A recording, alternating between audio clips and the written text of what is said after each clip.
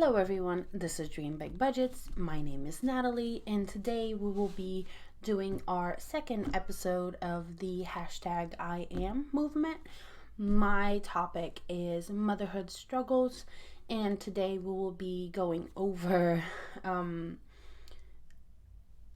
unsolicited advice that we get from different people once we're pregnant or we just had our baby.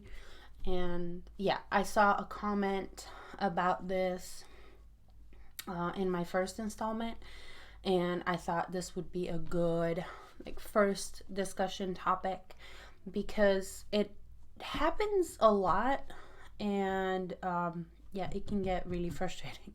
So let's just jump right in, and I would love to hear from you in the comments on your experiences and what you think about this kind of situation that has been happening, I think, to everyone. So, yeah. If you do like this type of content or my budgeting content, please consider subscribing, liking this video, and I encourage you to talk to each other in the comments and just share your experiences and what you're going through, and maybe some advice on how to handle different situations as we go along. So, from my perspective, I'll give an example.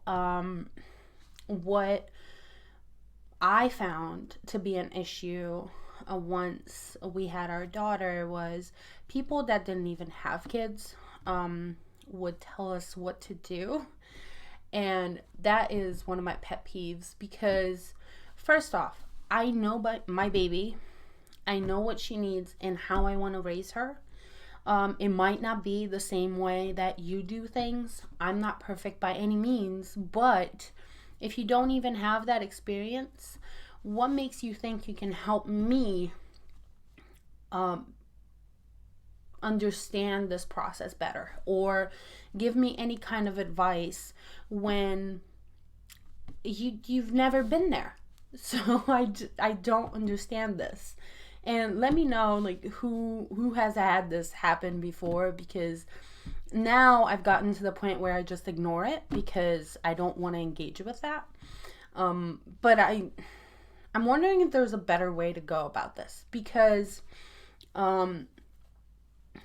I had a situation where Freya, when she was smaller, she would cry for no reason just to get attention, and I didn't want to encourage that, and I still don't. And we were visiting a friend. We were there for a cookout, and she had another friend over, and I was explaining it to her, yeah, she'll cry for attention and keep crying if you give her attention, because that's just what she does.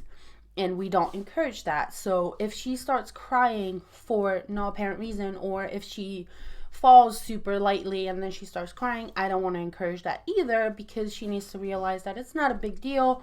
And usually, if not, well, all the time, when she used to fall and she would start crying, if she didn't see a reaction from us, because we would kind of look and see how bad it was, and if it was just a minor, oh, I stumbled around on my feet or whatever, then we just wouldn't acknowledge it to make her realize that, hey, this isn't a big deal, I can just get up and keep going. Obviously, if she's bleeding or something, then it's a different story, but it wasn't anything major, right?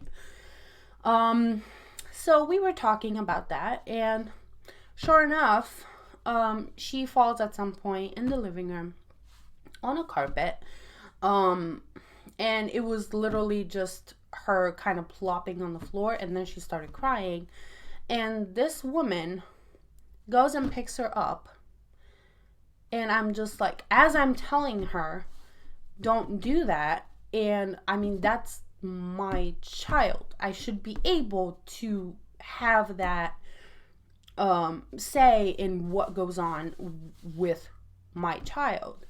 And she just did not listen. And I didn't want to make a scene or anything, so I just let it be for the night. And then talking to the friend that we were at afterwards, she was not comfortable with what happened, and it kind of validated what I was feeling and what was going on.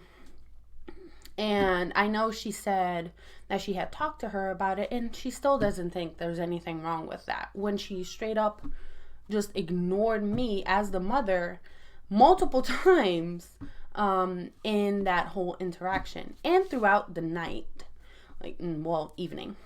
So yeah, and it happened afterwards at another gathering again. And so now my friend is just like, yeah, I'm probably not going to have you two in the same meetup because she just doesn't get it. She doesn't understand. She just thinks that she knows better for some reason, even though she doesn't have kids. So yeah, I would like to have this conversation and see how you handle situations like that, because I don't want to make things awkward. I don't want to end up in a situation where it becomes like this really hostile environment. So I usually kind of let it go for the moment, especially because I don't see her very often, so I don't make a big deal about it. But I really wish there was a way to convey that better, because I guess me telling her multiple times the way we raise her and how we do things and why we do them isn't enough. So I would love some of your perspectives, some of your opinions and advice. If you have any, I would love to hear them.